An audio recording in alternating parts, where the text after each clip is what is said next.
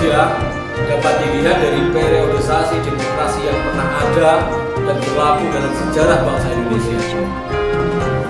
Pada pertemuan kali ini kita bahas tentang periodisasi demokrasi di Indonesia yang keempat, yaitu demokrasi Pancasila.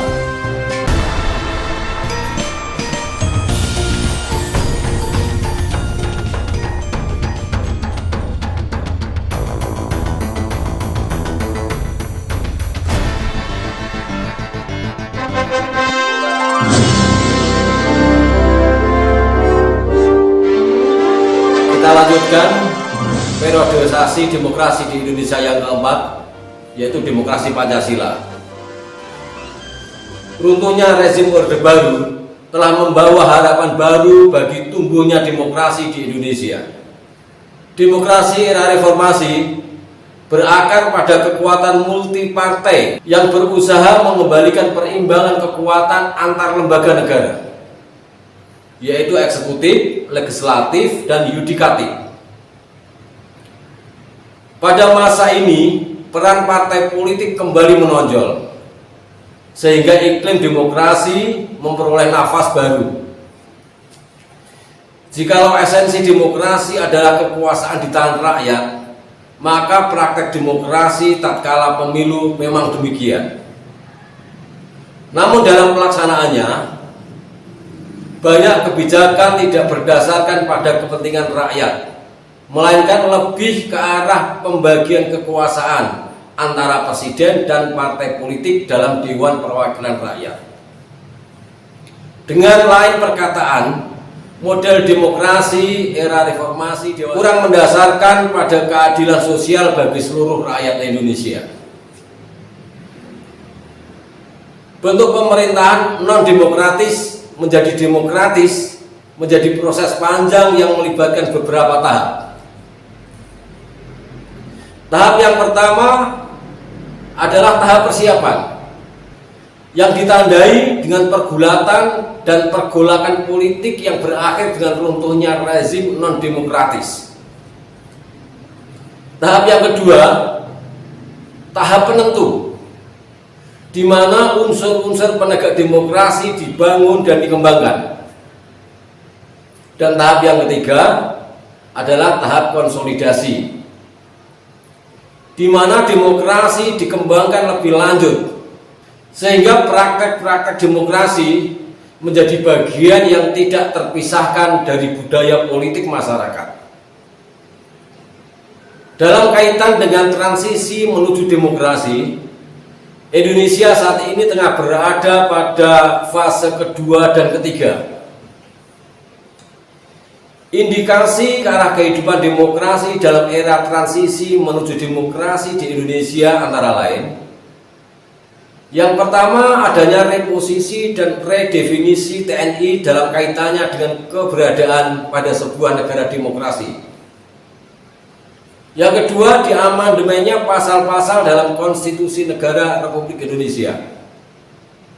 Yang ketiga, adanya kebebasan pers. Dan yang keempat, dijalankannya kebijakan otonomi daerah. Ada beberapa syarat yang dapat membuat pertumbuhan demokrasi menjadi lebih memberi harapan.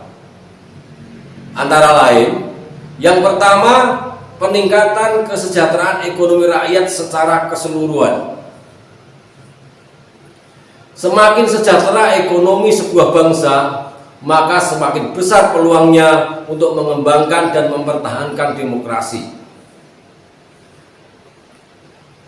Yang kedua, pemberdayaan dan pengembangan kelompok-kelompok masyarakat seperti lembaga swadaya masyarakat. Pemberdayaan dan pengembangan kelompok masyarakat tersebut pada gilirannya membuat hubungan antara negara dan masyarakat berimbang. Yang ketiga, hubungan internasional yang adil dan seimbang. Dukungan dunia internasional dilandasi oleh semangat keadilan dan pengakuan kemandirian suatu bangsa untuk dapat menciptakan demokrasi. Dan yang keempat, sosialisasi pendidikan kewarganegaraan. Pembentukan warga negara yang memiliki keadaban demokratis dan demokrasi berkeadaban bisa dilakukan secara efektif hanya melalui pendidikan. Sarana pendidikan memungkinkan generasi muda mengetahui tentang pengetahuan, nilai-nilai keahlian yang diperlukan untuk melestarikan demokrasi. Sejak runtuhnya Orde Baru tahun 1998, tumbuh dan kembangnya demokrasi Pancasila di Indonesia ini semakin terbuka. Secara umum pengertian demokrasi Pancasila adalah suatu paham demokrasi yang bersumber dari pandangan hidup atau falsafah hidup bangsa Indonesia yang digali berdasarkan kepribadian rakyat Indonesia sendiri. Dari falsafah hidup bangsa Indonesia, kemudian timbul dasar falsafah negara yang disebut dengan Pancasila yang terdapat dalam pembukaan Undang-Undang Dasar 1945. Rumusan tersebut pada dasarnya merupakan rangkaian yang bulat dan utuh antara sila satu dengan sila yang lainnya. Berdasarkan pengertian di atas, dapat dikemukakan aspek-aspek yang terkandung di dalamnya, yaitu yang pertama aspek material, yaitu demokrasi Pancasila harus dijiwai dan diintegrasikan dengan sila-sila Pancasila. Karena itu, pengertian demokrasi Pancasila tidak hanya merupakan demokrasi politik, tetapi juga demokrasi ekonomi dan demokrasi sosial.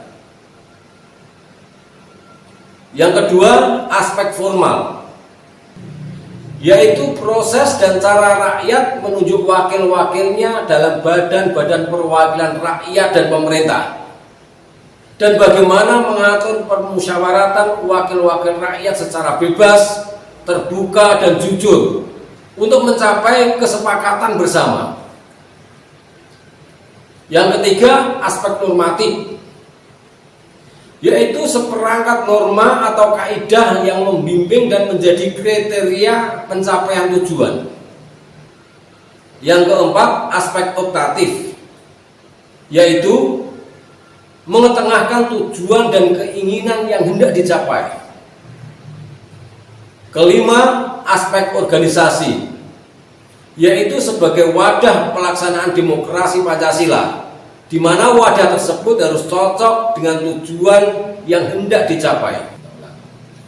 Kemudian yang keenam, aspek kejiwaan, yaitu menjadi semangat para penyelenggara negara dan para pemimpin pemerintahan.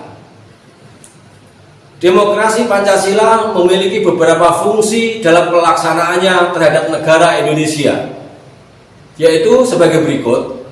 Yang pertama, menjamin keikutsertaan rakyat dalam berkehidupan bernegara, seperti ikut mensukseskan pemilu, ikut dalam proses pembangunan bangsa, duduk dalam badan perwakilan. Yang kedua, menjamin berdirinya Negara Kesatuan Republik Indonesia.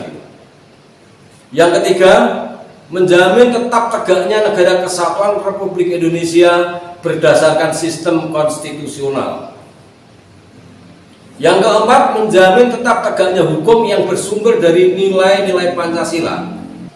Kelima, menjamin adanya hubungan yang sama, serasi, dan seimbang antar lembaga negara. Dan yang keenam, menjamin pemerintahan yang bertanggung jawab. Selanjutnya perlu saya sampaikan bahwa demokrasi Pancasila merupakan budaya demokrasi yang dengan karakteristik khas Indonesia yang mengandung prinsip-prinsip pokok demokrasi Pancasila, yaitu sebagai berikut. Yang pertama, perlindungan terhadap hak asasi manusia. Yang kedua, pengambilan keputusan berdasarkan musyawarah mufakat. Yang ketiga, keseimbangan antara hak dan kewajiban. Keempat, pelaksanaan kebebasan yang bertanggung jawab secara moral kepada Tuhan Yang Maha Esa, diri sendiri, masyarakat, dan negara ataupun orang lain. Yang kelima, mengutamakan persatuan nasional dan kekeluargaan. Yang keenam, menjunjung tinggi tujuan dan juga cita-cita nasional. Dalam sistem demokrasi Pancasila terdapat dua asas, yaitu sebagai berikut. Yang pertama, asas kerakyatan, yaitu kesadaran untuk cinta kepada rakyat, manunggal dengan nasib dan cita-cita rakyat, serta memiliki jiwa kerakyatan atau menghayati kesadaran senasib dan secita-cita dengan rakyat. Yang kedua, asas musyawarah, yaitu memperhatikan aspirasi dan kehendak seluruh rakyat yang jumlahnya banyak dan melalui forum permusyawaratan untuk menyatukan pendapat serta mencapai kesepakatan bersama atas kasih sayang, pengorbanan untuk kebahagiaan bersama.